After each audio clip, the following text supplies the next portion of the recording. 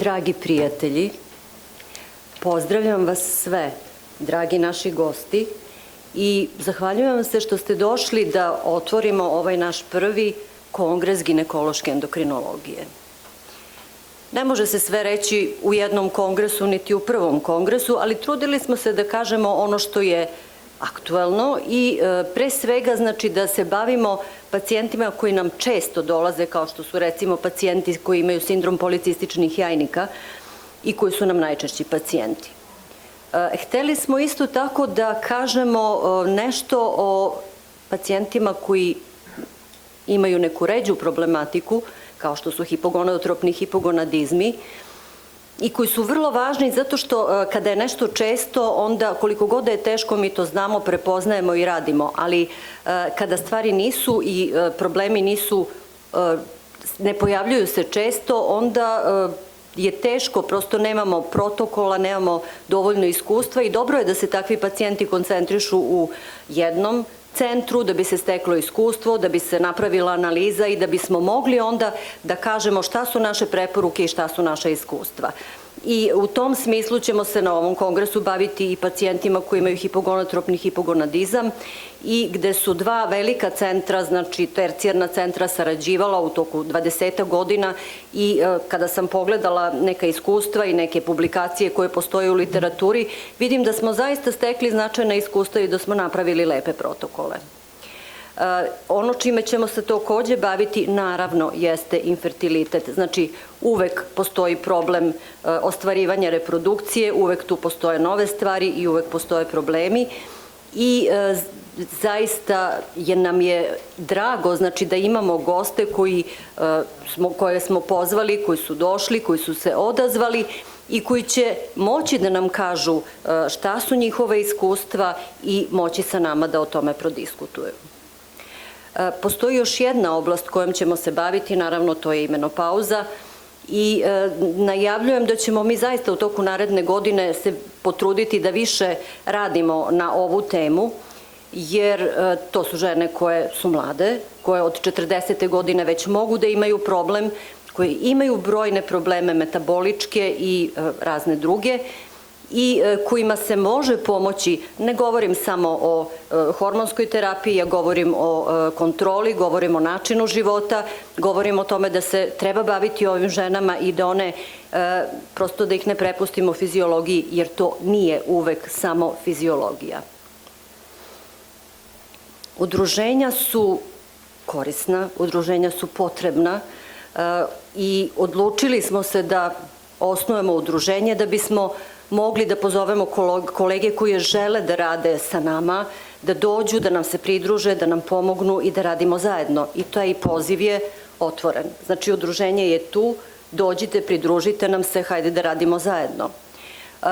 Velika je ginekologija i ima tu raznih područja, ima tu i operativnog dela, akušerstva, onkologije, znači ne možemo se svi naravno baviti istim stvarima, ali ukoliko se ne bavite ovom oblašću, a ova oblast podrazumeva bavljenje hormonima, onda je dobro da prvo da nas čujete, da bi prepoznali pacijenta kome treba naša pomoć i da bi mogli da ovakvog pacijenta, da znate šta su njegove mogućnosti, šta sve može danas medicina vezano za ovu vrstu problematike i kako da usmerite svog pacijenta.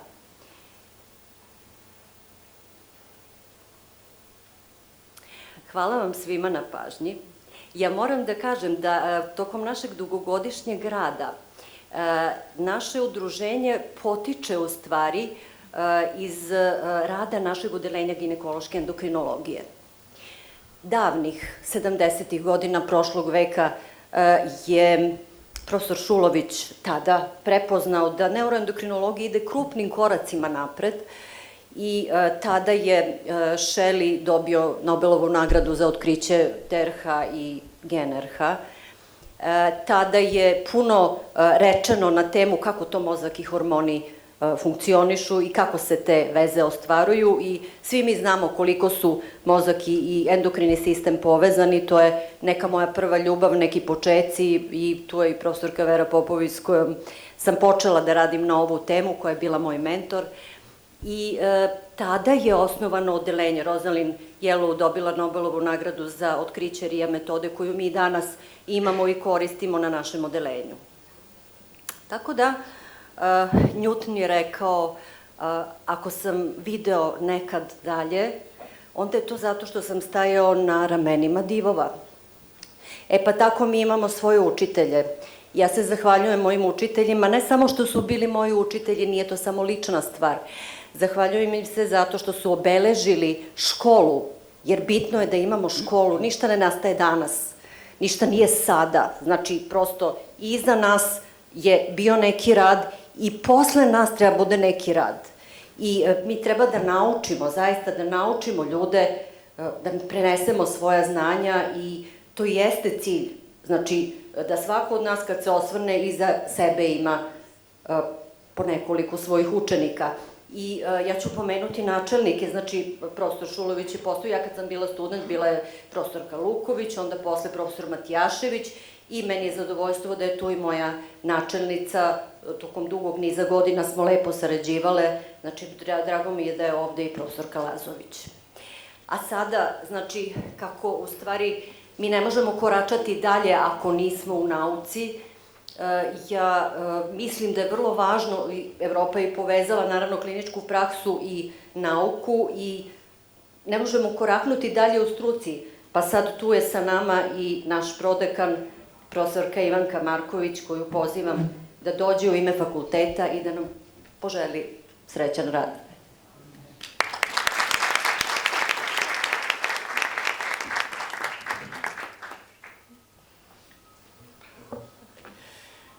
Uvažena profesorka Premović, uvažene kolege, dragi gosti, imam ogromno zadovoljstvo i čast da vas pozdravim u ime dekanskog kolegijuma Medicinskog fakulteta i našeg dekana, profesora Lazara Davidovića, i da vam poželim uspešan i dobro posvećen kongres i vrlo zanimljivu i plodonosnu razmenu iskustava.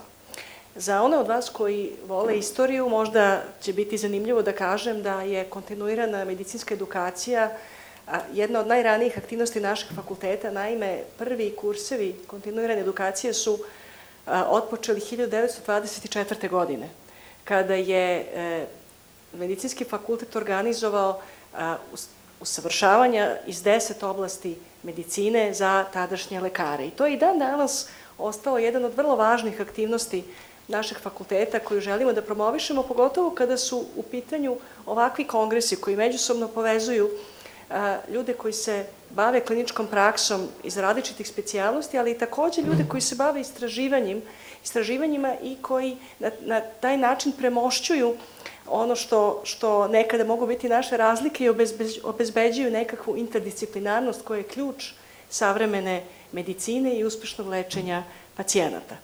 Posebno mi je zadovoljstvo da pozdravim naše drage goste iz Sjedinjenih država, iz Evrope i iz regiona i da im poželim da ovo bude pre svega jedan uspešan kongres, ali i da provedu lepo vreme u našem gradu i da ovo ne bude poslednji put da ih vidimo, već da budemo u prilici da i dalje sarađujemo i da ih često pozdravimo u našoj sredini. Takođe mi je važno da pozdravim i mlade ljude u publici i da vam kažem, ovo je jedinstvena prilika da čujete vrhunska imena iz ove oblasti. I nadam se da će vam ono što ćete čuti na ovom kongresu biti inspiracija da stalno čitate, radite i tragate za novim saznanjima i da aktivno to znanje tražite. Jer to je ono što vam je potrebno i neophodno da biste u ovom poslu bili dobri i svakim danom sve bolji. Tako da, neću dužiti više, želim vam uspešan i dobro posvećen kongres i nadam se da će ovo biti samo početak dugogodišnjeg uspešnog rada vašeg udruženja i vaših sa mlađim kolegama. Hvala lepo.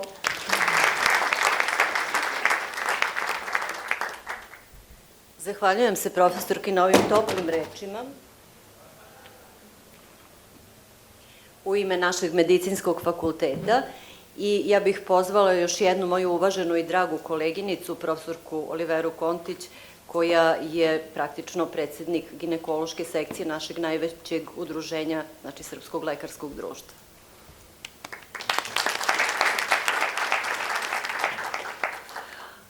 Ja moram da kažem, nije ni malo lagodno biti treći, kako bih rekla, govornik ovog uvodnog dela, posle profesorke Spremović i cenjene profesorke Marković.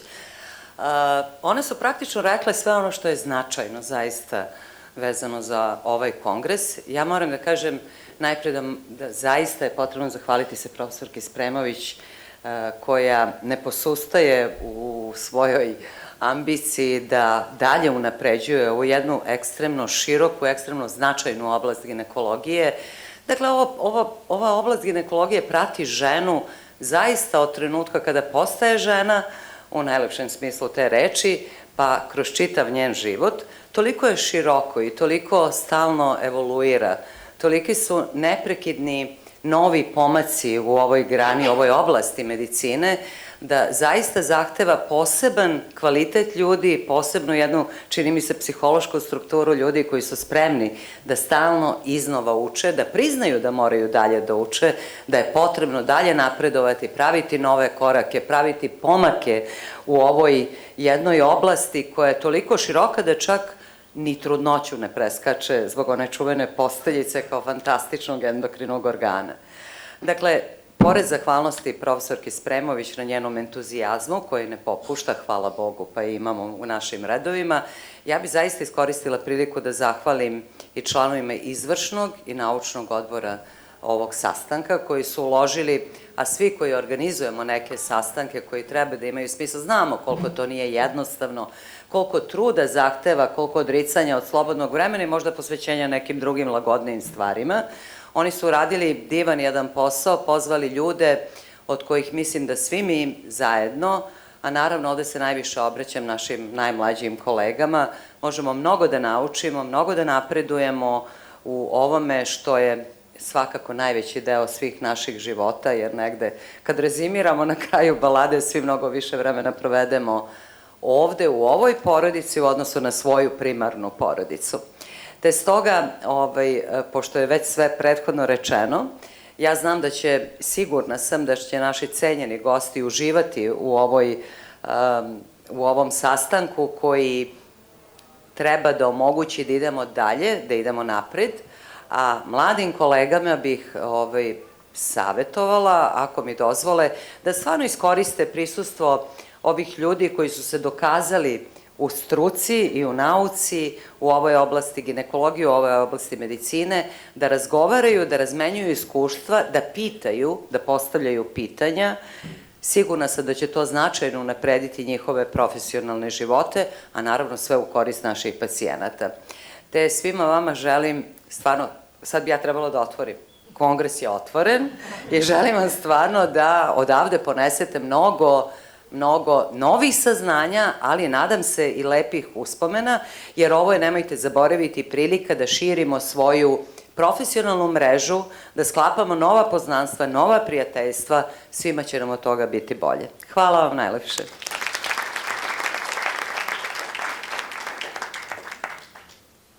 Hvala na ovim lepim i toplim rečima, zaista, i ja prosto ću biti kratka, znači mi ćemo dalje sve što imamo reći kroz ovaj naš kongres, naravno ne sve, zato što se nikada ne može reći sve na jednom kongresu, ali zaista duboka zahvalnost članovima i izvršnog i organizacionog odbora koji su pomogli da mi naše goste pozovemo, da oni dođu, da sa nama pričaju, da sa nama diskutuju i zaista našim predavačima koji su pripremili i izložili svoje iskustva. Tako da sada ćemo krenuti sa radnim delom. Zahvaljujem se gostima i eto, znači, možemo nastaviti dalje sa stručnim radom kongresa. Dobar dan svima. Drago mi je da smo ovde i zahvaljujem se Cetini ljubaznom pozivu. Zbog toga što su naši gosti stranci, ja ću preći na engleski i da bih mogla da najavim našeg prvog predavača. It is my pleasure to announce the first speaker on today's Congress, today's first session of our Congress. It is famous Professor Roy Homburg, who is working on Homestead University Hospital in London, and it's famous as someone who is deeply involved in the research of PCOS. If I tell you that he has more than 19,000 of citation and more than 350 research, if I was a good student and researched a little bit more, then you will know how deeply he is involved in everything related to the science. And also, when we speak about PCOS, he is one of the person you cannot avoid. So it is my pleasure to invite Professor Roy Homburg to speak about enigma of PCOS. What is a never-ending story?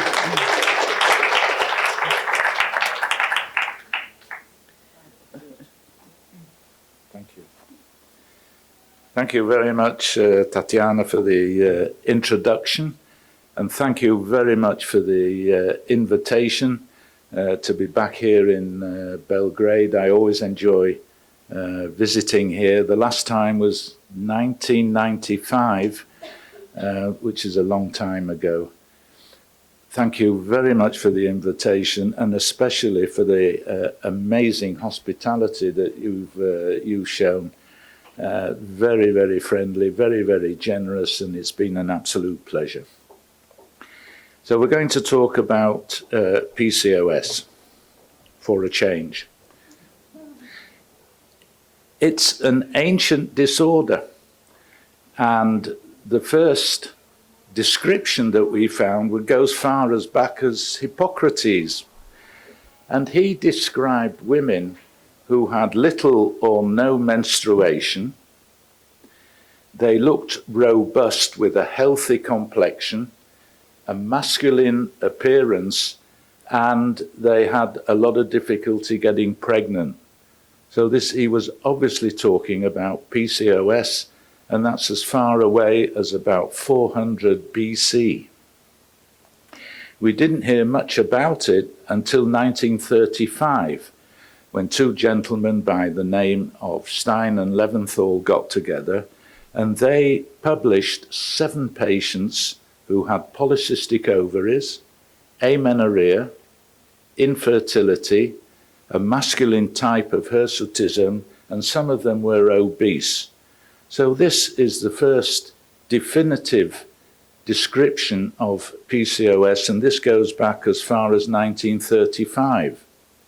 Then we didn't hear very much, but everybody was writing about it with all sorts of different definitions. So as far as the science was concerned, it was very difficult to put together this data. So we got together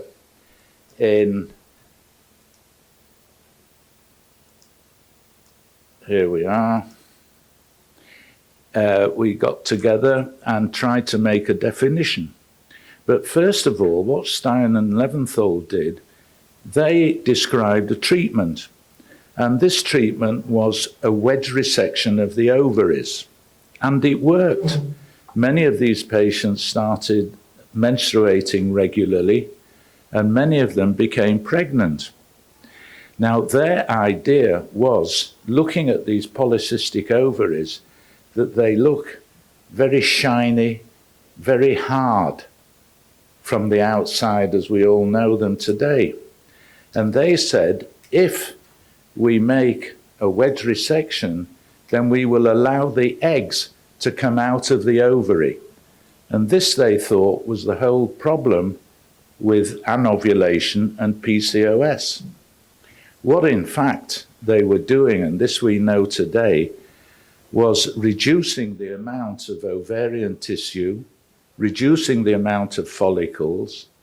The anti-Mullerian hormone, the AMH, came down, the FSH went up, and the ovulation started. So they described a treatment which was successful, but for all the wrong reasons. Little was heard until 2003, and as I said, everybody was describing PCOS and defining it in a different way. So we got together in Rotterdam and made this consensus, which has been accepted all over the world. 2 out of the 3 criteria, oligo or anovulation, hyperandrogenism, which could be clinical or biochemical, and a typical ultrasound picture of polycystic ovaries. Now, 1 in 5 women, if you do an ultrasound, has polycystic ovaries. I can't tell you which one because that is not good for medical ethics.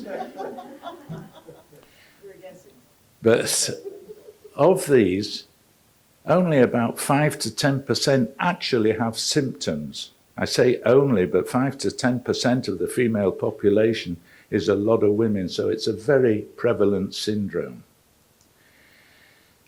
Where does it all come from? Well, what do we know? We know that PCOS is strongly familial. About 84% of women with PCOS have PCOS in the family. But we've been looking for the genes for the last 25 years, doing GWAS and God knows what else, and we've never found the genes that are responsible. So I'm going to take a different approach today, and I'm going to suggest to you that at least some of these cases of PCOS occur because the inheritance is modified by environmental factors, or more exactly, what happens in the environment of the uterus during pregnancy. Let me explain this further. This comes really from the Barker hypothesis, and the Barker hypothesis says that what happens in the uterus during pregnancy can influence health in later life.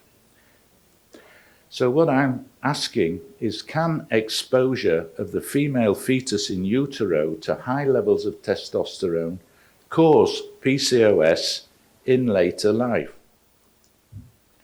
Now, this all started with these rhesus monkeys. This was work from David Abbott in the States, and what he did was injected pregnant rhesus monkeys with high doses of testosterone during their pregnancy. He then followed up the babies until after puberty. He also had a control group, which was just oil.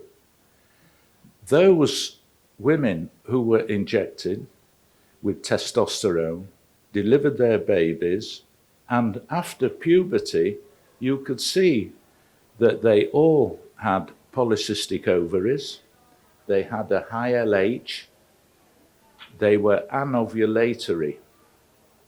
Not only that, but these monkeys also had a metabolic syndrome.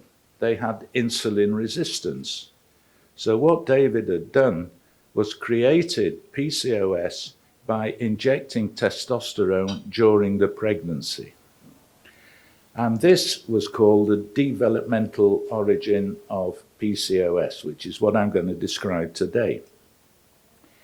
So this says, if there are high concentrations of testosterone during the pregnancy, then these women will grow up, and after puberty they will have polycystic ovaries, they will have high LH, they will have insulin resistance, anovulation, and hyperandrogenism. So what is happening here is that these high levels of testosterone during pregnancy are affecting the genes that regulate folliculogenesis, steroidogenesis, and also insulin secretion.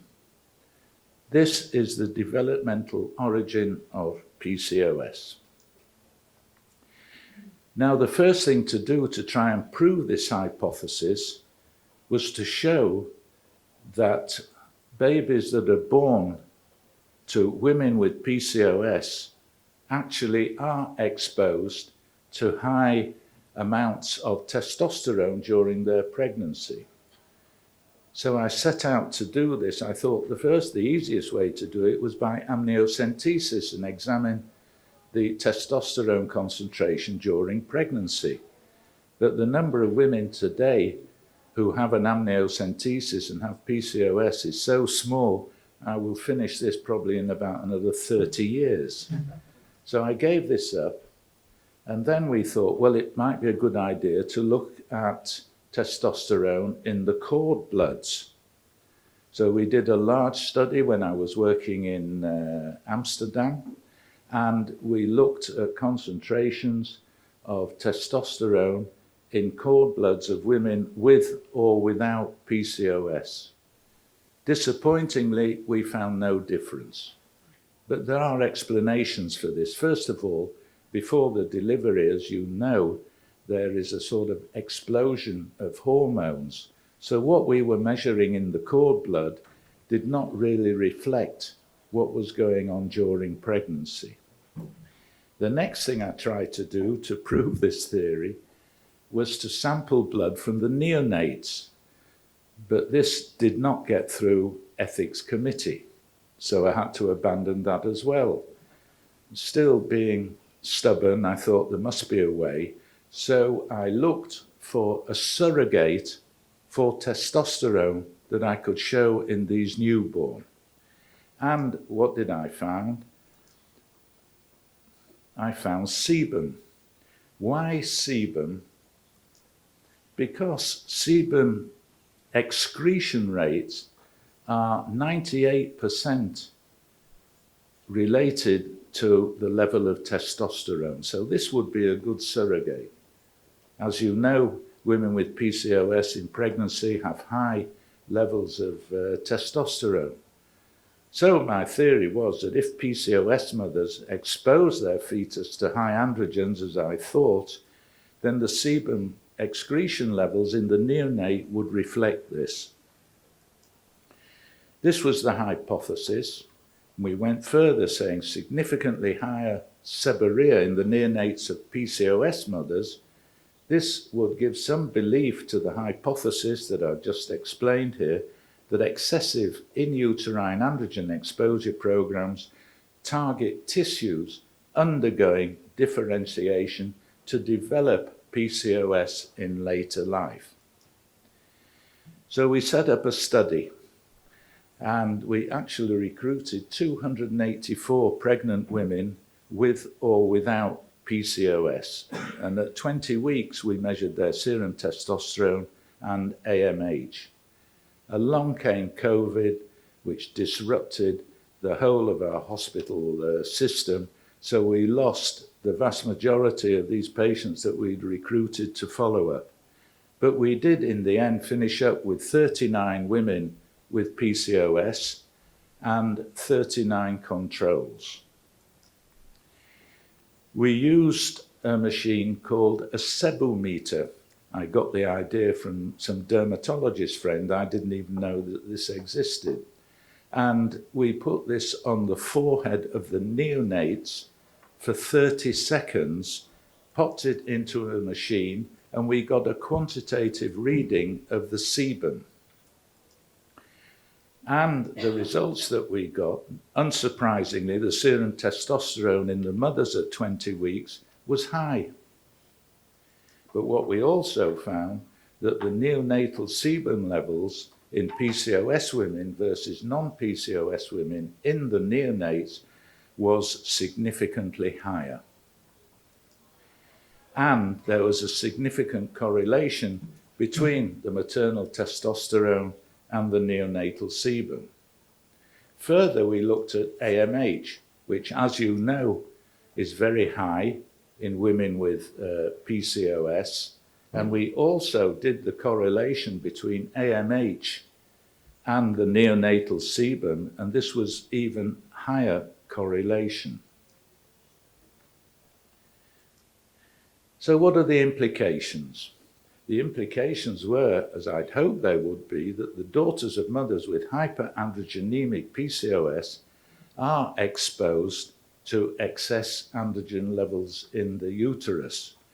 And this is the first part of the process of trying to prove the developmental theory of the origin of PCOS.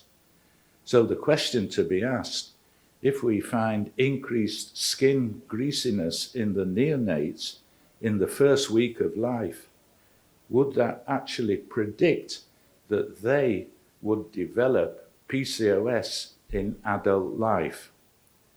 Now, if so, this could be really important, because I believe now that I can tell you within 1 day of a baby being born which of them will develop PCOS in later life. Now, if this proves to be the case, then just imagine what we could do with preventative measures if we know which babies are going to produce PCOS. This would reduce the enormous burden of PCOS on adult health, on the quality of life, and even on healthcare economics. So we're following up these children, and I hope I will come back to Belgrade in 20 years' time. That makes me 100 years old, and tell you the follow-up results. A few words to finish about AMH. As you know, AMH is expressed in the preantral and the small antral follicles, and because there are so many of these in PCOS, then AMH in women with PCOS is very high. We can differentiate between women with merely polycystic ovaries but no symptoms and those with PCOS and the full symptoms. So this suggested to me that the number of small follicles determines the severity of the symptoms. And this was also shown by the French group. And you can see here that is a comparison of AMH levels in women with PCOS with regular cycles, with oligomenorrhea, and with amenorrhea.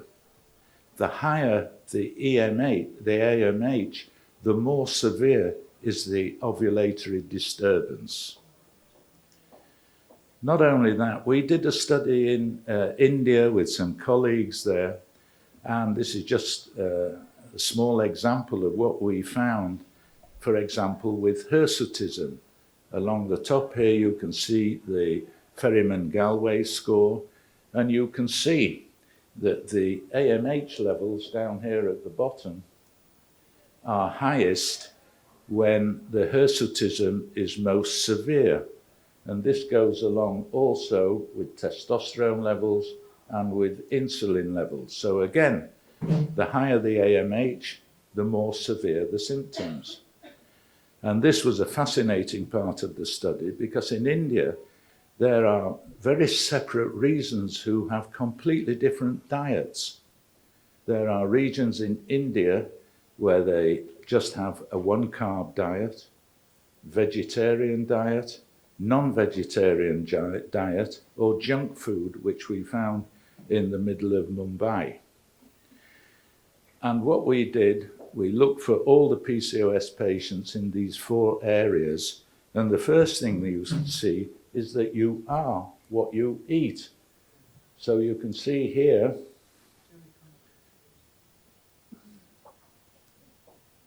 the BMI here is higher the worse the diet is. And also, please note, not just the insulin, but the AMH, again, is highest according to what you eat. So there is a possible role of AMH in the pathophysiology. I really believe that this is true, and there's good reason for it, because the action of FSH in developing follicles and producing ovulation is counteracted by AMH. So obviously, as we've shown, the higher the AMH, the more likelihood of anovulation. This is also backed up by a very good experiment here, again from the group in France, where rats were injected with AMH against controls, and those that were injected with AMH during their pregnancy all developed, the babies all developed a PCOS in adulthood.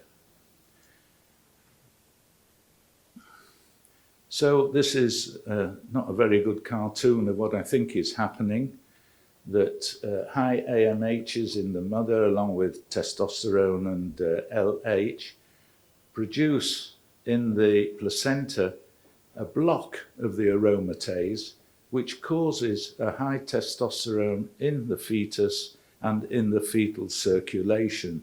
And this, I think, is a probable cause of at least some cases of PCOS. So just to conclude, exposure of the female fetus in utero to high levels of testosterone probably causes PCOS in adult life. The severity of the symptoms of PCOS is positively related to the number of small follicles, and I really believe that AMH plays an important role in the pathogenesis of PCOS. This is what we finish up with, which is a summary of something we published a long time ago, but I think it still holds good today. Multiple small follicles, then you have high MH. This creates high insulin and LH, and then you have anovulation, hirsutism and acne, a full-blown picture of PCOS. This, the PCOS mother exposes to her fetus in pregnancy, and we start this vicious circle all over again. So thank you very much for listening. Control of obesity, and the most important part for which he is invited here is a fantastic career in the research of novel peptides from the placenta, which are actually not placental hormones, but are hypothalamic hormones, namely the kisspeptin, who controls puberty, who controls everything which is concerned GnRH. GnRH is not working on its own, and he's going to tell us about that.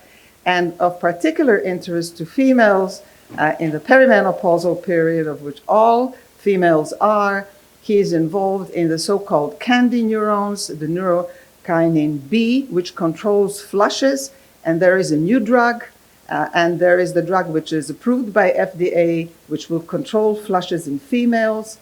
And just enough to introduce Professor Dilo, to thank him first of all for getting time after all this research to come here and teach us about these novel peptides, which he is for the first time introducing in humans. These were only experimental peptides, but thanks to Dr. Gilo, now we have it in humans as well. Thank you for coming. Great, thank you so much. So thanks for that very kind introduction. I haven't been to Serbia before, so it's my first time. And I didn't have time to put some pictures in of the wonderful dinner we had last night with some dancing as well. So if you want to see that, you can come and look at my phone later in the break. So wonderful to be here, and it's a relatively short time, so I'm just going to cover two main topics. My colleague, Dr. Ibarra, is going to talk about some of the work we've done in hypothalamic amenorrhea, but it's really to give you an overview of some of the work that we've been doing over the last 15 years or so since kisspeptin was discovered. Okay, so the story starts, as some of you will be aware, back in 2003, and to be honest, I didn't have a huge amount of interest in this area at the time, and as Vera said, I was working on endocrine peptides in obesity, and actually we'd been looking at kisspeptin as a hypothalamic peptide that affected food intake, and it didn't. And then these two papers popped up, one in the New England Journal of Medicine and the other in PNAS, about 6 weeks apart. The order of those papers is very important to the authors, which is why the PNAS paper is at the top. That was 6 weeks before the New England Journal of Medicine paper.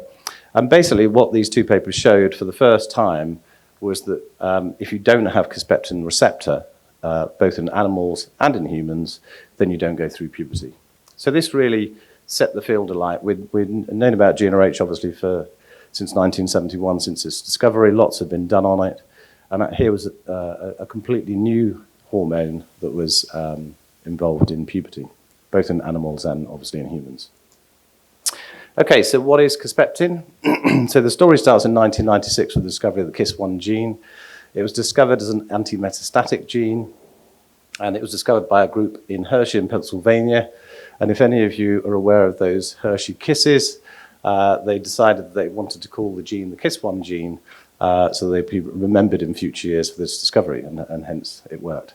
So actually the name Kisspeptin, the KIS1 gene, has got nothing to do with its role in reproduction, it was fortuitous. The Kisspeptins are made by the KIS1 gene, and they're the peptide products of this gene. And there's various forms, I'm not going to go through these in detail, but what we think is the endogenous form is Kisspeptin 54, and in red is the C-terminal decapeptide that they all share, and that's probably the minimum sequence that you will need for bioactivity. So next question was, how does Kisspeptin work? And then this cuts through about 100 papers or so, pretty much in all species, that show the majority of the effects of Kisspeptin are actually upstream of GnRH.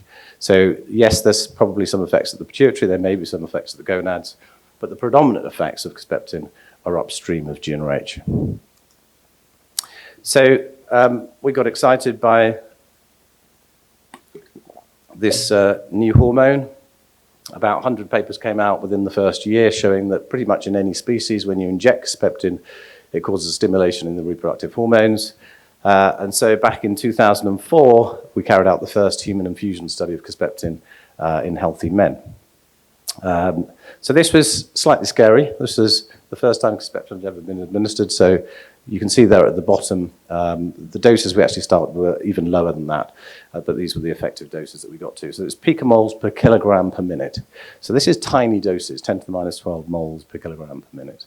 But what you can nicely see there is over a 4-hour period of LH measurement, you get a nice dose-dependent rise in LH, and there were no side effects at all. And we did cardiac monitoring and blood pressure monitoring, etc., for that first study.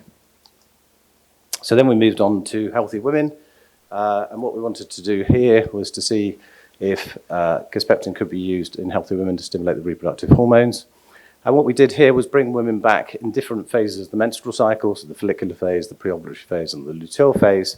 And they came back in 6 different cycles, so that the Kisspeptin, if it worked, didn't affect that cycle and the response to saline or Kisspeptin. So in the follicular phase, they had saline or Kisspeptin in different cycles, same in the preovulatory phase, and then the luteal phase. And what you can see there in yellow is the effects of Kisspeptin.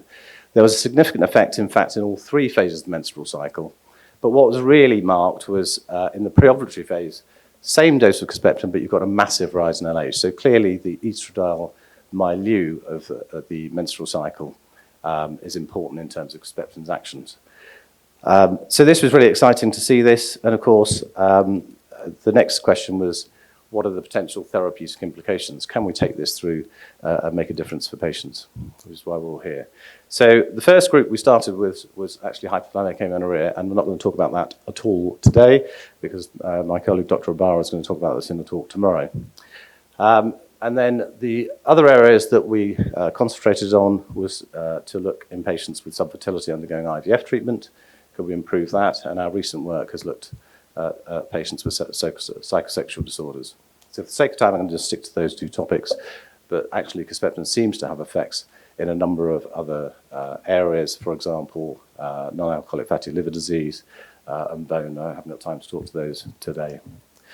Okay, so I think the audience are all familiar with IVF treatment. We know that at least 1 in 6 couples will suffer with infertility. Probably 1 to 2% of babies now born in the Western world through IVF treatment. And you'll be familiar with the IVF cycle. FSH stimulation, obviously, to get the follicles to grow. They're immature at this stage, and during a normal menstrual cycle, you'll have a 48-hour LH surge that will cause maturation of the eggs. Now, of course, in most cycles, HCG is used, and it works very well. So HCG binds to the LH receptor, and it will give you a very effective egg maturation. But of course, we also know that it acts in the circulation for up to 8 days, and hence can cause excessive ovarian stimulation syndrome, release of VEGF, and that will then lead to ovarian hyperstimulation syndrome with pleural effusion societies and renal failure, and a number of deaths each year. And remember that this is iatrogenic. We're doing this to patients because we're giving them HCG as a trigger during their IVF cycle. Okay, so what's the problem? Well, the problem is HCG is acting on the LH receptor directly at the ovary, 6 round for 8 days. Physiological LH SERD, as I said, is 48 hours. And so once you've given the HCG, there's not a lot you can do, and if the patient gets complications, you obviously treat them symptomatically as best you can. So what about Kisspeptin? I showed you the graph earlier where Kisspeptin is having a really massive effect at a very low dose in the preovulatory phase. And of course, we're inducing a kind of preovulatory phase by the time you're getting to mid-cycle in an IVF cycle. And remember that Kisspeptin's acting on a patient's own GnRH. And so you've already got a regulatory mechanism by which Kisspeptin is physiologically stimulating reproductive hormones because it's releasing your endogenous GnRH. And so the hypothesis was, could Kisspeptin be a novel physiological trigger for inducing egg maturation in an IVF cycle? So this is the patient group. These were essentially healthy patients coming into the infertility clinic with no hormonal problems, so a standard low-risk patient to start with. So, in a standard cycle, would obviously go for FSH injections, GnRH antagonist to prevent early ovulation. And then the trigger, as I said, often is HCG. And what we did in these cycles was remove the HCG, not give the HCG, and give a Kisspeptin trigger instead, and then to see whether that resulted in egg maturation. They then onto an ICSI, day 3 and day 5, looking at the embryos and then the embryo transfer, and then we followed them up for pregnancy. So what did we find? As an endocrinologist, this was very exciting. The hormones went up, which is great, as expected. So these are the 2 top doses that we had in this study. And you can see there at the time 0 is when the Kisspeptin was injected. In red is 6.4 nanomoles per kilogram, blue 12.8 nanomoles per kilogram. So again, low doses. This was a subcutaneous injection. And you can see there a nice rise in LH. And what was really pleasing from a fertility point of view is that we had 96% of patients going on to mature oocytes, 91% went on to embryo transfer, and there were a number of healthy babies, which was great. And the baby in the middle there was the first ever baby born through Kisspeptin. So that was a healthy population, and you could argue that with a HCG stimulated cycle, the risks of ovarian hyperstimulation syndrome would be quite low, but obviously we wanted to prove concept to start with. What about high-risk patients, those with antral follicle counts? We've heard from Roy about polycystic ovarian morphology and polycystic ovarian syndrome. Those patients are going to be at higher risk of ovarian hyperstimulation syndrome with up to 20% with a HCG-stimulated cycle. And I haven't got time to show you the data in detail, but we performed essentially the same study as in healthy women. And what you can see there is there was no moderate, severe, or critical OHSS in these high-risk patients. 5% had mild and 2% late OHSS. So again, healthy babies born following that study. And so we've got a paper in Fertility and Sterility that's just come out. Again, I haven't got time to show you. That's literally come out in the last month or so. We've been working with a Kisspeptin analog called MVT602, and we've been able to show early data there again in a healthy group with mild stimulation that you can get an LH SERD that acts for about 48 hours. So we hope to be able to move this into the clinic moving forwards. So we get high rates of oocyte maturation, no clinically significant ovarian hyperstimulation syndrome. Pregnancy rates I haven't commented on too much because obviously the studies were quite small and underpowered, but the pregnancy rates look at least as good as the current treatments. Okay, so for the second part of the talk, I'm going to concentrate on our work on psychosexual disorders. So you'll be aware of patients with low sexual desire. This is pretty common. And there's a specific condition called hypoactive sexual desire disorder, where patients have a persistent lack of sexual desire associated with severe distress, and that's the important thing. It doesn't matter if a person's got low sexual desire, but if they're bothered about it and it's affecting their relationship, then clearly that becomes a problem. And can affect up to 10% of patients, and obviously has effects on quality of life and relationships. In women, there's 2 drugs that are licensed, both associated with not great efficacy and side effects, and in men, there's no drugs licensed at all. And it's a big health economic problem. Okay, so why did we think that Kisspeptin might be useful in this group of patients? Well, you've seen the Kisspeptin's acting upstream of GnRH in the hypothalamic pituitary gonadal axis, but actually it's also expressed in other areas of the brain, both the peptide and the receptor. And the area that's, one of the areas that's importantly expressed in is the human limbic system, and you'll be familiar that that's involved in human reproductive behavior and reproductive control.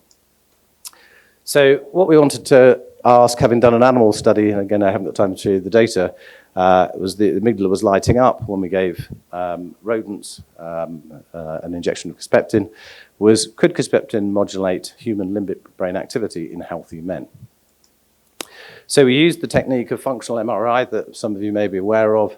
What you're doing here is using a standard 3 Tesla scanner, and you're looking at deoxygenated to oxygenated blood, and that gives you a signal of neural activity. And so what you can do here is put men or women into a scanner and then look at the changes in their neural activity in the brain. Now, when you're going to look at the limbic system or any of these parameters, you need to obviously activate that appropriate system. And so what we did was use, so these are called tasks that you do. You put the patient in the scanner and then they're shown various tasks. There's an emotional picture task and there was a faces picture task. So you can see in the emotional picture task there on the right, you've got a cup, which is a neutral image, hopefully not too much excitement there. Negative images, non-sexual couple bonding. And for the one on the left was a sexual image. You'll have to use your imagination for the purpose of this talk. For the faces picture task, we've got neutral, fearful, and happy faces. This was the protocol. So we took 29 healthy men. They underwent a randomized 2-way blinded placebo-controlled study. Blood sampling started at -30 and throughout the study. They had psychometric questionnaires at the beginning and the end of the scans. The infusion was for 75 minutes. And what we do is start at double the rate and then switch to half the rate so you get steady state. So by the time that we do the fMRI scan, they should have a good amount of Kisspeptin in their circulation, if it was a Kisspeptin day, or on another day vehicle. So this is what we found in terms of the hormones. Not great surprise at the top. If you give Kisspeptin as an infusion, it's going to raise the hormone levels, which we can measure in the circulation. And not a great surprise that we get an increase in LH, because we've seen that before. We were obviously giving a dose that would work. What's important is that the testosterone and the cortisol, which I haven't shown here, didn't change during this period, so that goes up later on. So that's an important confounder to be aware of that could affect the results. So what did we find? What we found was that in red and yellow, you've got areas of activation in the brain. Blue would be deactivation. And what you can see here is that when these healthy men are looking at sexual images, there's an activation there above vehicle when they're having Kisspeptin in a number of areas. And I haven't got time to go through the data in detail. This correlated with the psychometric questionnaires, indicating there was functional activity. This also occurred when the subjects were looking at bonding images, and again correlated with their psychometric questionnaires significantly. And so this was exciting because we were able to show in healthy men, at least for the first time, that Kisspeptin could promote sexual and emotional brain processing when they're looking at sexual images. And that was specific. And again, I haven't got time to show you the data. When we did controls, looking at other things, there was no change in that activity. Okay, so the next question is obviously, that was healthy men. What happens in patients, both men and women, with low sexual desire, with hyperactive sexual desire disorder? So we did a very similar study in both men and women. I'll show you the data for men first. 32 heterosexual men with hyperactive sexual desire disorder. Again, a 2-way placebo-controlled study. Kisspeptin or placebo on different days, and blood sampling. Questionnaires as before, and the fMRI plus the tasks. Here, the tasks were slightly different. There's a long erotic video task. And then in terms of measurements, you can see on the left there, they had a dial that they could move to say how aroused they were. And what you can see on the bottom right, the tip of that actually goes around the penis. So we could actually measure their penile rigidity during the scanner. So that was pretty cool. We did obviously use a device that had been used before, and actually our image analysis person tested it in the scanner before we used it on patients, so that was very good of him. So what did we find? So when we give these men Kisspeptin compared to vehicle, we get an increase in sexual desire and arousal, so they had a change in the psychometric questionnaires that fit with sexual activity. And what was really interesting to see was that Kisspeptin could enhance penile tumescence and also improve their sexual brain processing. So by the end of the scan, there was an increase in penile tumescence by 56%. And there was their activation in the visual cortex and the fusiform gyrus. There was also, on the long video task, a deactivation in some of the other areas like the frontal pole, the prenucleus, precuneus, and the posterior cingulate. And so what we think is happening in hyperactive sexual desire disorder is that you've got the upper areas of the brain giving you negative signals to switch off the sexual brain processing. And so there's a top-down theory where you've got inhibitory signals in these patients that's switching off their normal amygdala that would be encouraging sexual brain activity. And what's happening with Kisspeptin is that it's undoing that inhibitory break. Mm-hmm. So again, I haven't got time to show you the data in terms of the questionnaires, but the brain processing data correlated with psychometric questionnaires. So to summarize the study in men, we had Kisspeptin administration in male patients with hyperactive sexual desire disorder, robust increase in penile tumescence as well as behavioral measures of sexual desire and arousal, and again, no side effects. So this could be very useful as a therapy. And this is a summary slide, really, of the female data. And what you can see here, again, women with hyperactive sexual desire disorder having Kisspeptin or placebo, similar study. And what you can see is when they were looking at erotic stimuli, there was deactivation in the left inferior frontal gyrus. And so what this would be doing is decreasing that negative internal monologue and negative emotion and response inhibition, and increasing sensitization to erotic stimuli. So it's taking away that break that they've got. And then when they were looking at and with the erotic stimuli, they also had activation in the posterior cingulate cortex, which would increase feelings of romantic love from what we see in the literature. And when they were looking at male faces, there was deactivation in the secondary somatosensory cortex. And so this would decrease their self-consciousness and sensitization to erotic stimuli. So putting this together, what we think is happening is in these patients, they have this inhibition at the top. That's then inhibiting the activity of the normal sexual processing centers. And what you're doing is activating the sexual processing centers and removing the top-down inhibition. So these are obviously acute studies. We need to now move into subcutaneous administration. We're planning to look at postmenopausal patients with low sexual desire. We've also shown recently that you can administer Kisspeptin intranasally, and that could be another way of moving forward towards the clinic. So just to summarize, Kisspeptin could be a safe and effective treatment for patients with psychosexual disorder. Alarmingly, Kisspeptin is now available on Amazon and things like that. It's not licensed yet, so don't rush out and get it all at once. And finally, I'd like to thank the funders, MRC, Wellcome Trust, and MHR. MHR particularly have funded me for the last 15 years, and my fantastic team. So that all of these studies are very labor-intensive, and I work with a wonderful group of colleagues who help deliver these studies. So thank you.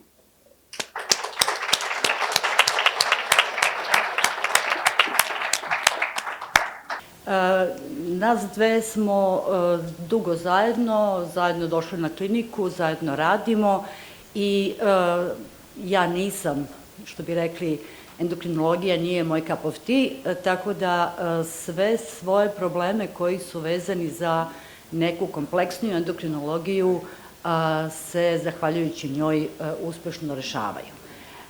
Doktorka Spremović je neko ko ima zaista jako puno energije, uvek spremna za i pomoć i nove izazove, tako da je jedan od naših veoma stručnih i veoma važnih saradnika na klinici. Ona će nam sada reći nekoliko reči o inozitolu, o njegovoj upotrebi i značaju za pripremu pacijentkinja, infertilnih pacijentkinja za sve naše tretmane i pripreme za vantelesno oplođenje i sve druge oblike asistirane reprodukcije. Izvolite. Pa dobro, evo mi smo imali jedno veliko olakšanje da imamo odelenje koje se specifično bavi endokrinologijom i da imamo mogućnosti da praktično diferencijalnu dijagnostiku reproduktivnih bolesti uradimo, jer vi znate da je sindrom policističnih jajnika dijagnoza isključivanja. Prema tome, kad isključite hipotireozu, kad isključite kongenitalnu adrenalnu hiperplaziju, kad isključite hiperprolaktinemiju, vi onda imate pravo da kažete da jeste, to je sindrom policističnih jajnika. I ono na šta smo imali prilike znači da tamo negde krajem prošlog veka, već davno je to bilo, čujemo i vidimo da se radi i o nekoj prisustvu i metaboličke komponente u ovoj kompleksnoj bolesti, koja nije samo endokrinološki problem, znači već postoji remećenje metabolizma i praktično već tamo negde 95. 6. smo mi na odelenju počeli da radimo test opterećenja šećerom kao jedan od klinički upotrebljivih načina da se definiše insulinska rezistencija, za koju još uvek nema kompletnog konsenzusa, kao što znate, na koji način ga tumačimo i šta u stvari proglašavamo insulinskom rezistencijom, da li HOMA, da li površinu pod krivom, da li ćemo računati svaki indeks posebno, sabirati ili semi-kvantitativno gledati šta je prva vrednost, šta je maksimalna vrednost i gde test završava. U svakom slučaju, već negde, neke 2001. druge smo mi neke svoje rezultate sumirali i objavili i ispričali.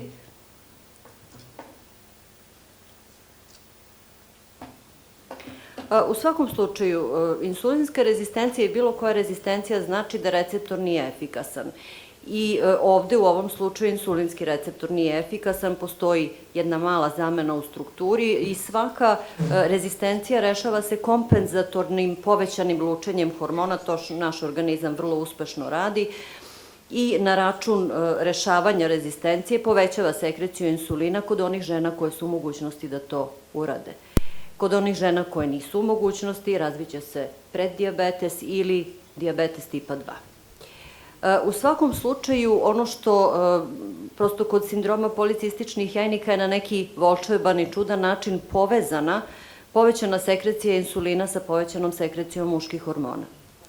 Kolike žene primaju insulin, dijabetes tipa 1 recimo zahteva velike doze insulina, pa vi nemate povećanu maljavost kod tih žena. Znači, samo kod PCOS-a postoji jedan enzimski problem u sintezi steroida u jajniku, gde će doći do povećane sekrecije androgena i do povećane osetljivosti na sve stimuluse, kao što je recimo sada i u ovom slučaju povećana sekrecija insulina. Jer taj povišen insulin u krvotoku dalje će stimulisati jajnik da luči još veće i još veće količine androgena i da se naruši onda folikulogeneza i ovulacija. Inozitoli su vrlo široko rasprostranjeni kad gledate i kroz životinjske vrste i razvoj živog sveta i u ljudskom organizmu ima puno epimera i od toga, znači, mioinozitol i dekiroinozitol su epimeri koje mi najčešće srećemo. A ono što je bitno, znači da kada receptor ima neku promenu u svojoj efikasnosti, u stvari ono što se remeti jeste prenos sekundarnih glasnici i ti sekundarni glasnici su inozitoli. Znači, praktično taj sistem inozitola je poremećen i prosto nema svoju funkciju koju bi trebalo da ima. Tako da, znači, mioinozitol je taj koji je bitan u signalu da se unese glikoza u ćeliju. Znači, on će praktično ove glut transportere pokrenuti da se unese šećer u ćeliju, a heroinozitol je taj koji dalje sprovodi metabolički signal kroz ćeliju i on će uticati na to da, znači sad glikoza će se razložiti na 2 molekula od 3 C atoma i samo, znači, tako razložena će ući u mitohondriju i krenuti dalje u ciklus trikarbonskih kiselina da stvara energiju, odnosno adenozin 3-fosfat. Ono što je viška energije skladištit će se kao glikogen i naravno dalje ukoliko postoji povećan unos ugljenih hidrata kao masti. U svakom slučaju, konačni rezultat jeste proizvodnja i produkcija ATP-a u mitohondriji. I ako se ovo ne dešava na pravi način, onda praktično taj metabolizam u mitohondriji stvara povećanu koncentraciju slobodnih radikala i dalje dovodi do zagušivanja i lošeg funkcionisanja metabolizma. Ali ono što jeste paradoksalno, znači da, tkiva su rezistentna, znači i u svakom slučaju i jetra, i periferno tkivo, i masne ćelije ne sprovode dobro insulinski signal. Inače, praktično insulin je anabolični hormon, to znamo. Znači, on utiče ne samo na to da se energija troši, da se šećer razlaže, on utiče i na to da se deponuju i masti kod žena u predelu kukova, delujući na senzitivnu lipoprotein lipazu i utiče i na to da se sintetišu proteini. Ono što je paradoksalno jeste da jajnik neće postati rezistentan na insulin. I kod žene koja ima hiperinsulinemiju i koja je rezistentna i sva periferna tkiva loše unose i loše koriste glikozu, jajnik će na tu povećanu koncentraciju insulina reagovati i reagovat će tako što će produkovati u povećanoj količini, će prevoditi mioinozitol u kiroinozitol i kiroinozitol dalje stimuliše sekreciju androgena. I to je ono što u stvari iziskuje oprez. Jer prvo se krenulo sa kiroinozitolom, koji naravno ima svoju upotrebljivost, pre svega recimo u muškoj populaciji. Ali kiroinozitol je doveo do toga da se pogorša hiperandrogenizam u jajniku. Prema tome, na račun rešavanja periferne rezistencije smo u stvari pogoršali funkciju jajnika. Tako da je u stvari vrlo bitno bilo naći neku ravnotežu. Sva tkiva, ovo je meni vrlo interesantna tabela bila, zato što svako tkivo ima svoj odnos mio i kiroinozitola. I vi ćete vidjeti recimo da tkiva koja vrlo brzo koriste šećer, kojima treba šećer kao što je mozak, kao što je mišić, kao što je strčani mišić i kao što je jajnik, imaju taj odnos povećan, znači puno mioinozitola u odnosu na kiroinozitol. A da tkiva koje deponuju, kao što je jetra, kao što je masno tkivo, imaju povećanu količinu i produkciju kiroinozitola. I u suštini, kada je jajnik, kada postoji insulinska rezistencija, hiperinsulinemija, onda je taj odnos, kao što vidite, znači normalno je da taj odnos u jajniku bude 95:4, onda je u stvari kod policističnih jajnika taj odnos veoma promenjen i u suštini 85% bude kiroinozitola.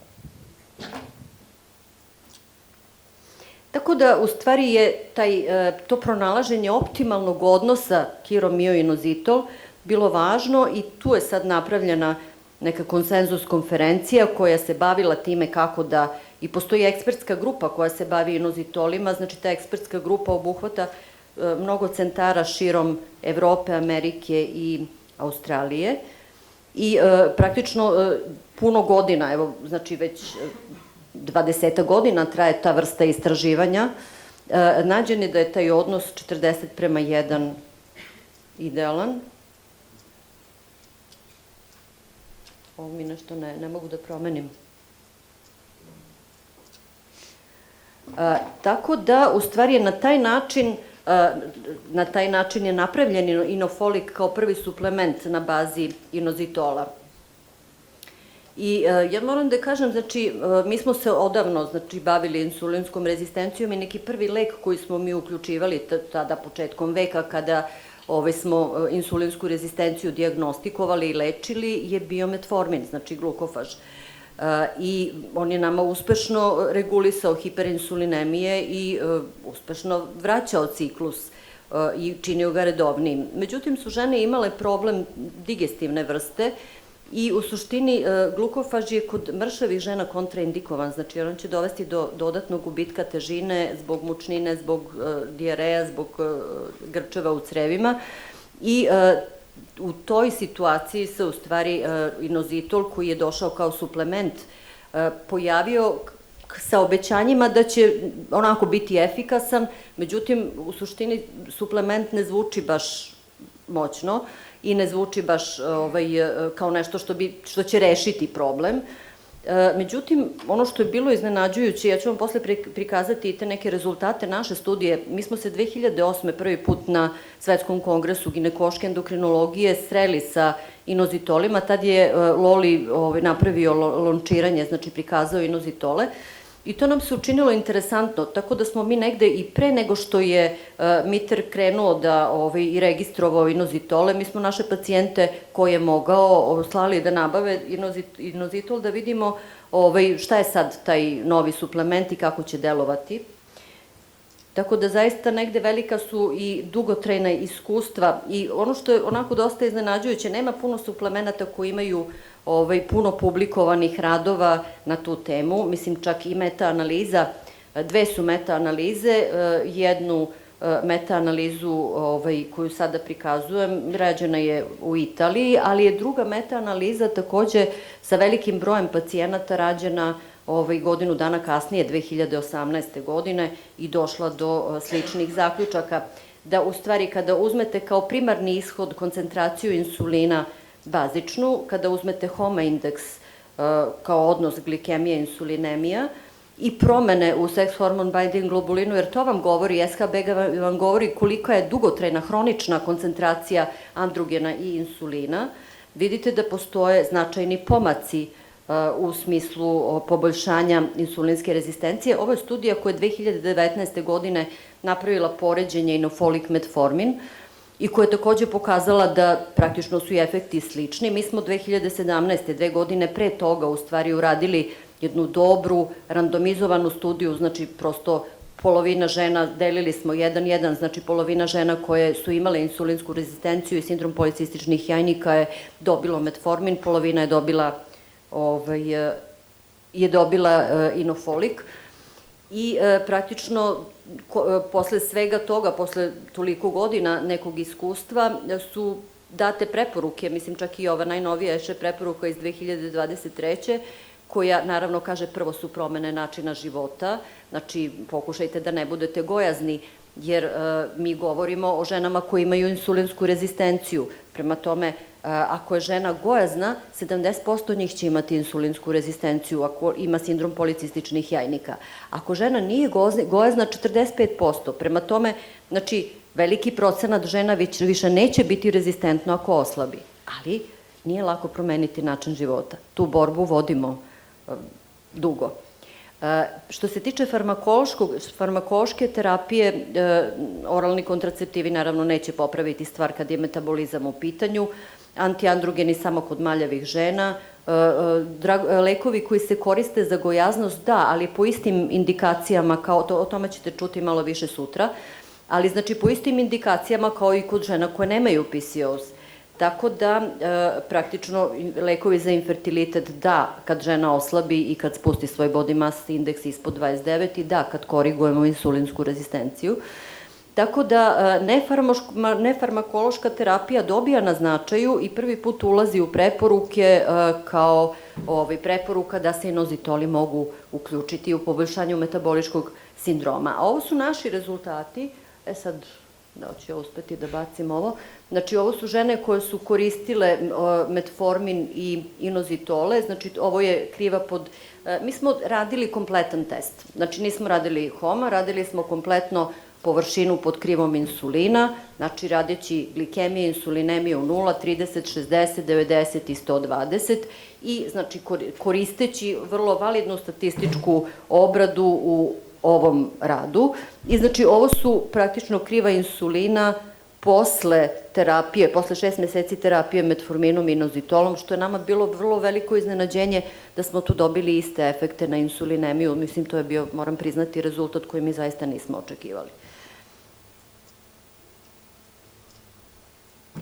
I ono što je, naravno sad me inspirisalo da vam sad sledećih nekoliko rezultata pokažem i prikažem, jeste da su nama, sad naravno uvek vam iz studije određeni broj žena se odliva, Znači, par žena nam je ispalo zato što nešto nisu podnosile metformin zbog metaboličkih efekata, ali nam je 8 žena ispalo iz studije zato što su ostale trudne. Mislim, i to, dobro, one nisu imale ništa protiv toga da su ostale trudne, ali praktično to su žene koje imaju neuredne cikluse i one ne nalaze da je sad to neki veliki problem ako 2-3 meseca nemaju menstruaciju. I jedna pacijentkinja je došla i rekla, eto, taman sam mislila da ste mi sredili ciklus, ja opet nemam menstruaciju, evo 5 meseci. I mi smo, kad smo je pogledali, ona je bila 5 meseci trudna. Mislim, što kažem, to inače nisu bile žene koje su koristile kontraceptive, tako da ona se radovala toj svojoj trudnoći. A mi smo posle opominjali žene da ako krenu sa terapijom inozitolima, da znaju da mogu ostati trudne, da vode računa ako to ne žele. Što se tiče mioinozitola i infertiliteta, znači zašto? Zato što su inozitoli, nisu oni jedinstveni sekundarni glasnici samo za terapiju, samo za insulin. Znači, oni su sekundarni glasnici i za TSH, znači i za FSH. Tako da, praktično, inozitoli pojačavaju taj FSH signal u jajniku i to je jedan od mehanizama delovanja, znači ne samo posredno preko metaboličkih promena, nego i neposredno, direktno utičući i na FSH receptor. Tako da, znači, ovo su studije koje su pokazale da i kod zdravih žena koje ulaze u ART postupak, praktično inozitoli pojačavaju taj FSH signal i isto tako i kod žena koje imaju slab odgovor i ulaze u postupak IVF-a. Sad, ono što i na čemu je praktično važno je prikazati, znači što smo želeli da prikažemo, naravno uvek postoji to kako lek deluje, a drugo i kako da, to je sad već farmakološki deo, znači kako da efikasnost te aktivne supstance se poveća. Pa je ovde pre par godina, znači, povećana efikasnost inozitola tako što su oni upakovani na poseban način i, u stvari, pojačani lipoinskom kiselinom. Inače je PCOS često proinflamatorno stanje, posebno ako je žena gojazna, iako nije. Znači, postoji proinflamatorno stanje i taj crevni mikrobiom je vrlo narušen, to je ovo što je ova studija pokazala, znači da posebno kod gojaznih žena koje imaju PCOS postoji narušen mikrobiom, kao što posebno kod ovih žena postoji izražena hiperinsulinemija. Tako da je prebiotik dodat kao alfa-laktalbumin koji u stvari regulisao intestinalni trakt. Vi svi znate koliko u stvari sad govorimo o crevnom mikrobiomu, o pH vrednostima u crevima, o suzbijanju inflamatornog procesa u crevima i u suštini on direktno i povećava resorpciju inozitola, tako da na taj način se u stvari rešavajući tu crevnu disbiozu i u stvari povećava efekat inozitola. Ovo je grafikon koji pokazuje da je ta resorpcija, evo vidite ovde, znači da se ta resorpcija povećava kada se doda laktalbumin. Tako da, suštinski, ovo su opet parametri koji su analizirali, koji su bolji u odnosu na to kad nije bilo dodatka laktalbumina, mada smo mi lično bili zadovoljni i samo inozitolom, znači imali smo dobre efekte. Laktalbumin i ovaj isto slajd pokazuje da prosto ne samo da se regulišu metabolički, regulišu se i hormonski parametri, ublažava hiperandrogenizam i uspostavlja ovulacija, definitivno su ciklusi redovniji i u suštini povećava se stepen uspeha postupka vantelesne oplodnje i inseminacije. Tako da inofolik jeste za sada jedini inozitol kome je dodat laktalbumin u tom cilju da se u stvari njegova efikasnost poveća. Tako da suštinski postoji kombinovana forma sa kiroinozitolom koja, znači mi kad smo radili studiju, znači mi smo targetovali žene koje su bile normalne telesne mase, znači normalnog body mass indeksa, zato što ako je žena gojazna, ona ima izbor da oslabi. A ako žena nije gojazna, onda mi nemamo drugog izbora nego da je damo medikamente. Znači to su žene koje moraju dobiti terapiju. Tako da, znači, naša grupa u kojoj smo radili randomizovanu studiju je bila grupa žena koje su bila normalne težine i koje su imale dokazanu insulinsku rezistenciju. E sad, ukoliko žena ima nešto povećanu telesnu masu, znači ne gojaznost, nego povećanu telesnu masu, ovo je potvrda, znači da malo bustovanje hiroinozitolom u stvari utiče povoljno na tu perifernu rezistenciju, poboljšava efekte. I ovo su, znači, samo sve 3 forme inozitola, odnosno inofolika koje postoje. Znači, to je ta forma koja je za ovu našu odabranu grupu žena normalne telesne mase, koja je insulin rezistentna, znači to je taj inofolik HP. Kod žena koje imaju body mass index između 25 i 30 je možda jedna od optimalnih formi, ta kombinovana forma sa malo kiroinozitola u odnosu 40:1 i postoji i kombinacija sa melatoninom, znači kod onih koji ne spavaju dobro, koji su ili recimo kod žena koji su u postupku IVF-a pa imaju anksioznost, nesanicu, znači taj melatonin onda ipak malo umiri ženu i pomogne joj u nekim situacijama njenim životnim, ili znači kod žena koje su starije pa već kreće perimenopauza, menopauza. I inače, znači kada kažemo, nekad u dijagnozi vidim rezistenciju ad insulini, to nije dijagnoza, znači to je stanje. Insulinska rezistencija je stanje. I naša već nova saznanja nas vode da to nije stanje samo kod sindroma policističnih jajnika, da stanje insulinske rezistencije postoji i kod gojaznih žena. Masno tkivo je vrlo rezistentno na insulin. Znači, kod proste gojaznosti postoji i kod menopauze. Znači, i mi ćemo se zaista u toku naredne godine baviti malo tim metaboličkim sindromom kod menopauze, koju ženu za 10 godina uvodi u stanje povećane visceralne gojaznosti, povećane visceralne masti, metaboličkog sindroma, hipertenzije, dijabetesa, znači u ozbiljna obolevanja koje za 10 godina približavaju muškarcima.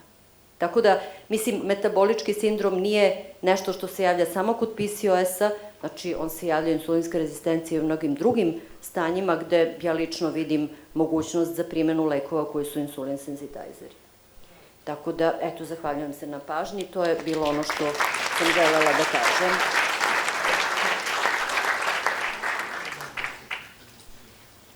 Ako ima pitanja, mogu odgovoriti, ako ne, možemo preći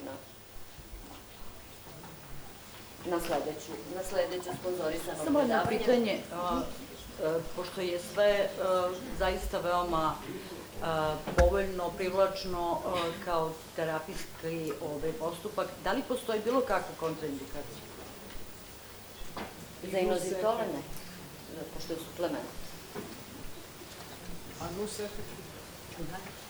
Pa mi nismo imali prilike da se sretnemo, možda sam jednu pacijentkinju za ovih 10 godina imala koja je rekla da joj je muka, a inače, znači, zaista nismo imali nekih nus efekata. Potencijalno neželjeni efekt na endometriju, menopauza i erektilnu stimulaciju Ne, sad, ako smo ušli... Da, kad smo ušli sad, neću dugo, ali, znači, postavili ste intrigantno pitanje, ali u drugom smeru idu stvari. Znači, kada je prvi put početo korišćenje glukofaža, pola biohemijskog instituta je uzimalo glukofaž kao hormon mladosti.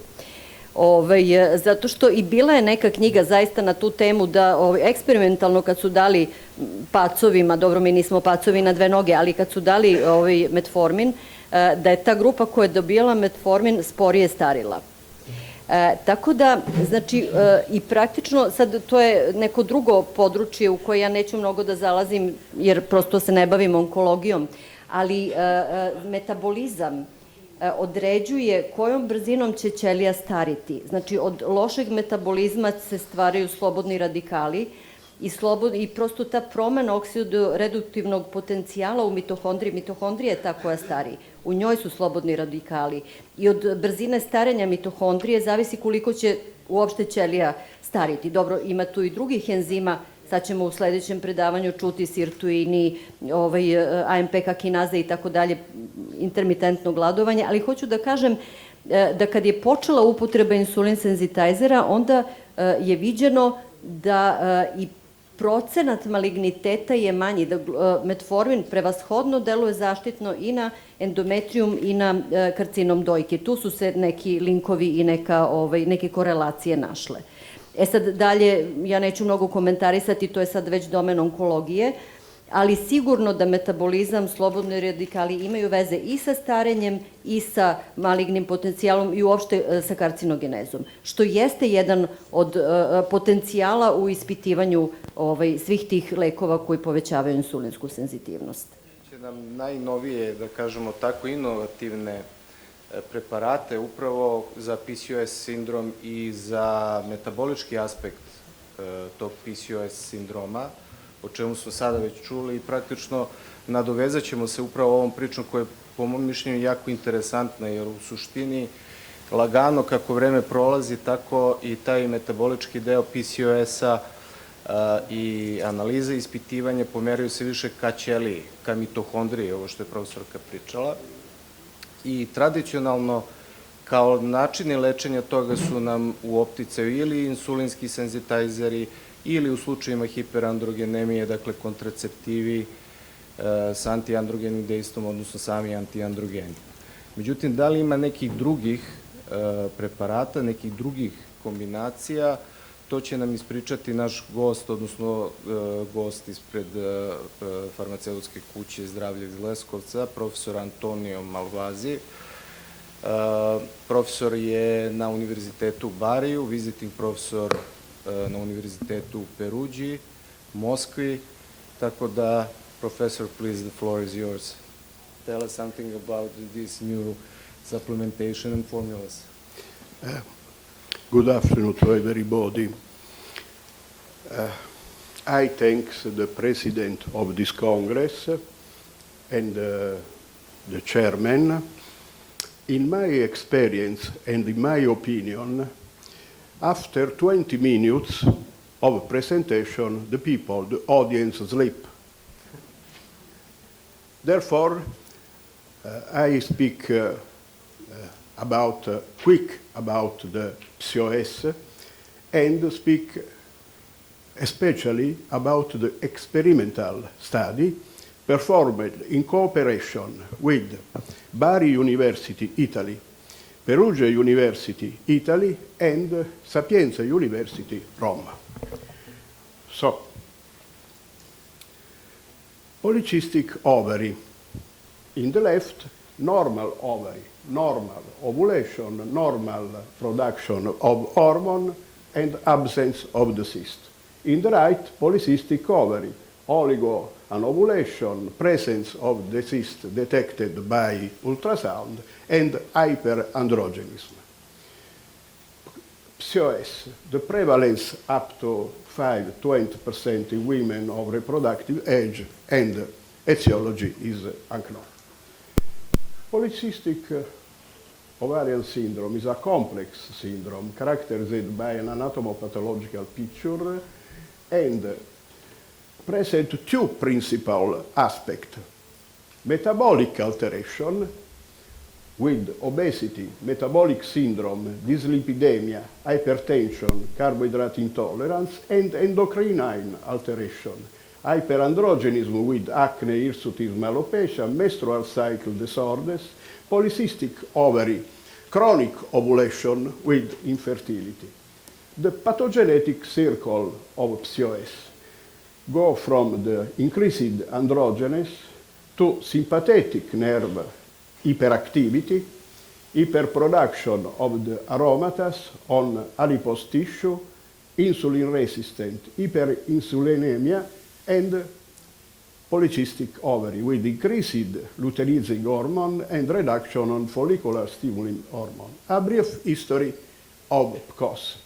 An Italian pathologist, Anthony Vallisneri, from Padua University, gave the first histological description of the polycystic ovary in 1721. After, in 1935, Stein and Levenda describe 7 hirsute amenorrhoic women based on the characteristic ovarian morphology from histological specimen of these ovaries. So, although are different theories on the pathogenesis of PCOS, 2 aspects was important considered. Hyperinsulinemia with insulin resistance, obesity and abdominal adiposity, change in blood chemistry of triglycerides and sugar and cholesterol, and menstrual cycle disorder. And distinguished by hyperandrogenism, characterized by oligoamenorrhea, anovulation amenorrhea, acne, hirsutism, and alopecia. Diagnosis of PCOS by classical Rotterdam criteria, and in alteration, metabolic alteration, determined fat women, named by my friend Danfarin the Rubinsk women. The hyperandrogenism determined alopecia, acne, and hirsutism. In the old historical photos in 19th century showed severe hirsutism. Matthew Depie distinct 2 subtypes of polycystic ovary syndrome with a novel genetic association, a reproductive, hormonal, and metabolic aspect. And these different aspects show in ultrasound findings distinguished in type A in hyperandrogenism and type B in carbohydrate intolerance. Type 1 with transvaginal sonography show the serially cyst under the ovarian cortex. In carbohydrate intolerance type B show the randomized multiple cyst in the ovarian parenchyma. And the hypothesis that different PCOS subsets have specific pathophysiological pathway, the important implication in the patients, and imply a revision of the current diagnostic and therapeutic criteria. And from this recent study, 2 different PCOS profiles have been identified, 2 traits, androgenic and metabolic. And these 2 aspects require a personalized and multidisciplinary approach in adolescents in androgenic and metabolic traits. In particular, it is important early diagnosis to reduce the metabolic sequelae, and similar in hyperandrogenism, it's necessary early diagnosis to reduce the hirsutism, acne, and alopecia. So I speak about a new aspect of the pathogenesis of PCOS, ovarian innervation and PCOS. Extrinsic innervation, a simple drawings show the innervation of the ovary in the right, go from the nervous central system to preganglionic fiber, ganglion, especially mesenteric and renal ganglion, and with postganglionic fiber in innervation of the ovary. And this made a viscerosympathetic reflex. In synthesis, the stimulus in blue sky of the sensory receptor through dorsal root ganglion in central nervous system, the elaboration of this stimulus, and the effector neurofiber in red in ganglionic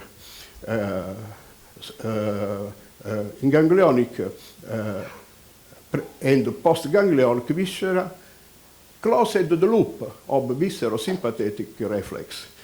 So after this nice and colored schematic slide, experimental study. Lara e Meofer describe in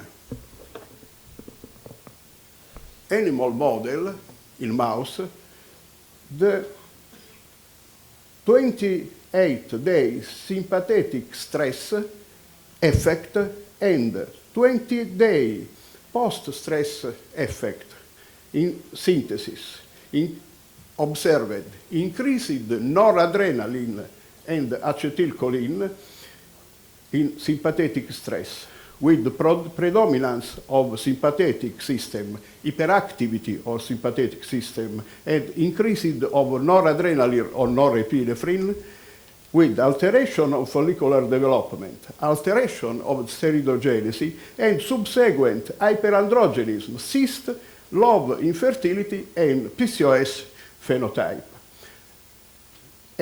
Conclude in this important experimental study, observed a predominance of the sympathetic system in before and after the stress. So, the main question is to understand the cause of sympathetic hyperactivity. Our experimental studies. With examination of follicular fluid analysis to evaluate the possible difference in concentration of metabolites and neurotransmitter between PCOS and non-PCOS patients, and immunofluorescence studies analysis of ovarian biopsy, women ovarian biopsy, define the possible difference of ovarian innervation in PCOS versus non-PCOS patients, especially.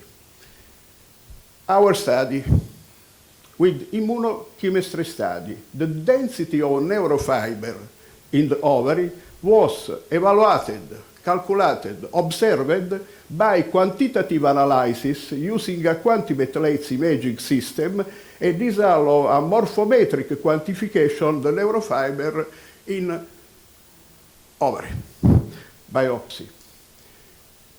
Preliminary study show an increased number of the neurofiber in PCOS in the right. This green image in the right represents the increased number of the neurofiber in biopsy of the women. Previous our study, Joanna Wojciewicz and our group detected in ovarian biopsy the increased number of catecholaminaergic fiber, dopaminergic, noradopaminergic fiber, and VIP fiber. This slide shows our study. You show the increased number of neurofiber in polycystic ovary in comparison of normal ovary control group. So, intrinsic innervation of the ovary. I like the beautiful slide in animal model. Show the neurofiber around the primordial follicle, primary follicle, secondary follicle, antral follicle, and preovulator follicle. We observed the increase of neurofiber, and in three-dimensional reconstruction is possible observed the neurofiber around the follicle. But what is this fiber? Around the follicle, okay, but is this fiber is in the external theca, and especially increased in secondary follicle and in graphial follicle. This neurofiber is in internal theca, but not in granulosa cell, and determine the production of neuropeptides, SP, vasointestinal peptide, calcitonin gene-related peptide, galantin, neurokinin A and B. And these neuropeptides have two important functions, hormonal function and vascular function by tongue. And in this beautiful study, experimental study by Uchida, this aspect was observed the alteration of the vascularization in the mouse before noradrenaline injection and after noradrenaline injection, and conclude, in these cases, is present a decrease of estradiol secretion and reduction of blood flow. Two important aspects for the development of the follicle. In the polycystic ovary are present a reduction of estradiol secretion and a vasoconstriction. Is nutraceutic neologism by Hippocrates, the father of medicine. Differences in disease depend on diet. Resveratrol. In the morning, Professor Potic speak a lot about the resveratrol. Resveratrol influence energy metabolism thanks the activity on two endogenous energy sensors, SRT1 and AMP kinase, act a mimetic caloric restriction, thanks the action of SERB1, reduce lipogenesis, LD, and cholesterol, improve insulin resistance, and improve the symptom of PCOS. Timmers affirmed the resveratrol reduce insulin resistance, improve lipid structure and inflammatory picture, and reduce the mean arterial pressure. A synthetic slide shows the effect reported in literature of resveratrol. Resveratrol increases the myogenesis, reduces the lipogenesis, cholesterol synthesis, increases the improved insulin secretion, reduce the cancer risk, the inflammation, the Alzheimer disease risk, reduce the adipogenesis, improve mitochondrial biogenesis and glucose response. Carrie report the benefit of metabolic action of the resveratrol. Resveratrol is present in three different forms and metabolic action. I speak about this trial, randomized trial by my group, international group. This trial is reported in Cochrane, and in this experience, resveratrol plus the chiroinositol was applied, used in pregnancy, in the second and third trimester of pregnancy, and observed the reduction of blood glucose and reduction of the parameter, lipidic parameter. But in our experience, not observed reduction of hypertension value. Revifast, simple. In contact with the acid plaque on the stomach, the matrix dissolves immediately, and the resveratrol is liberated in gastric fluid, is immediately available. It is a benefit. Importance of the resveratrol in granulosa cell. This important study by Perugia University published in Fertility and Sterility demonstrated that Revifast in granulosa cell improve the mitochondrial biogenesis, increased the adenosine triphosphate molecule, opened the potassium channel, and promote the introduction of intracellular calcium. And the important cross is a granulosa cell.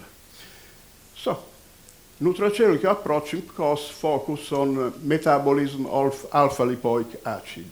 Lipoic acid can synergize with resveratrol, promote the internationalization of glucose in the cell, active AMPC kinase, which directly involve the translocation of the glucose in membrane.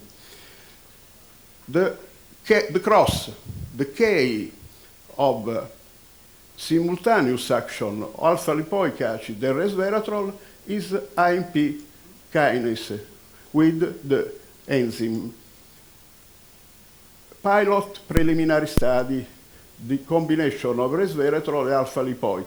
In this preliminary clinical study, observed a reduction of BMI, abdominal circumference, and adiposity. Proposed mechanism of this combined action of two resveratrol and alpha-lipoic acids. Resveratrol acts AMP kinase, a key protein, the mechanism of energy regulation, and promotes the translocation on glucose.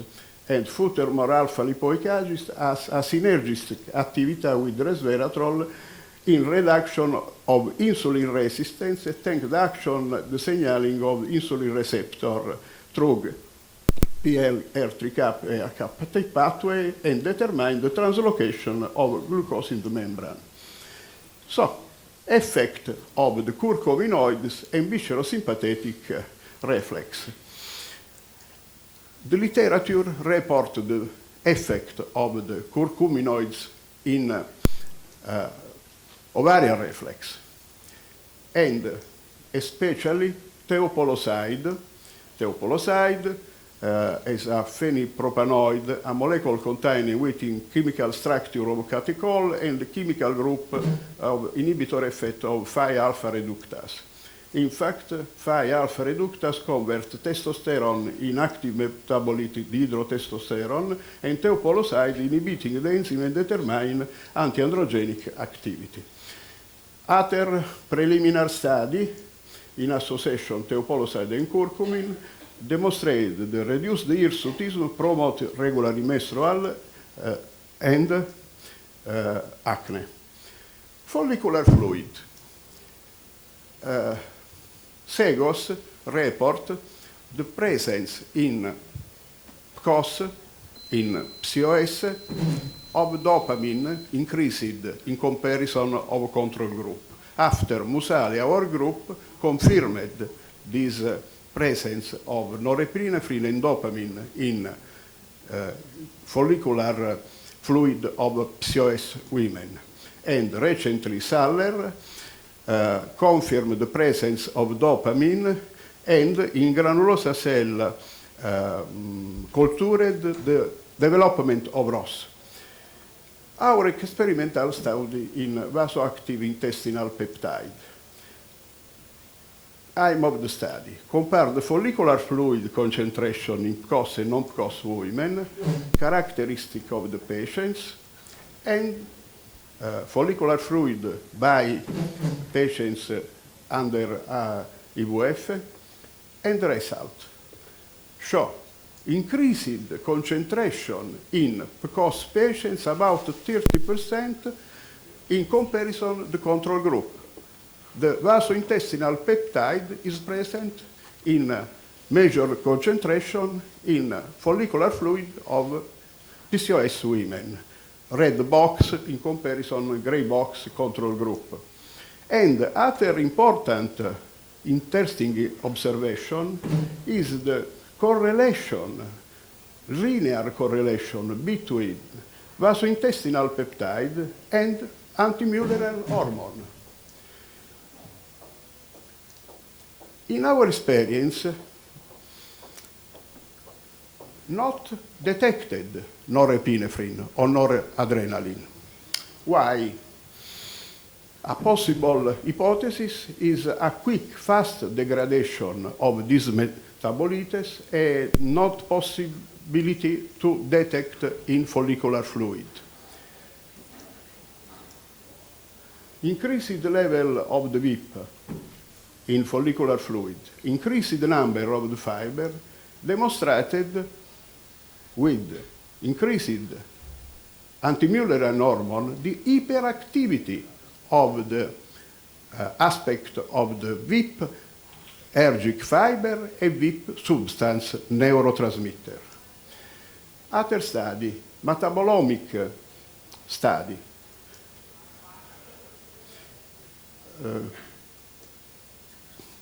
Characteristic of these patients, and liquid chromatography mass spectrometry of follicular fluid demonstrate in our study, no difference in the concentration of glutamic acid, no aspartic acid, no adrenaline was detected. By is interesting, in our study, detected 333 metabolites.